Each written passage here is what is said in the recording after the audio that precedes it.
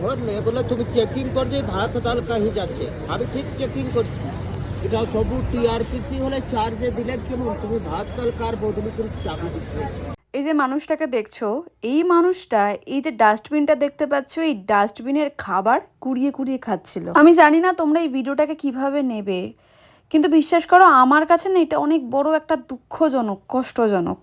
কারণটা হচ্ছে আমার চোখের সামনে একটা মানুষকে আমি দেখছি সে ডাস্টবিন থেকে কুড়িয়ে কুড়িয়ে খাবার খাচ্ছে, আর আমরা কিছু মানুষ আছি যে পাশে বসে দামি দামি খাবার খাচ্ছি, কিন্তু কারোর চোখে পড়ছে না যে ওনাকে ডেকে কিছু একটু ফ্রেশ খাবার দেবার। আমাদের সমাজের কাছে এটা সত্যি অনেক বড় লজ্জাজনক। আমরা চোখের উপরে যেন একটা পর্দা ফেলে রেখেছি। সেদিন ছিল শ্রাবণ মাসের ৩য় সোমবার, আমরা যাচ্ছিলাম ভূতনাথ বাবার মন্দিরে পুজো দিতে।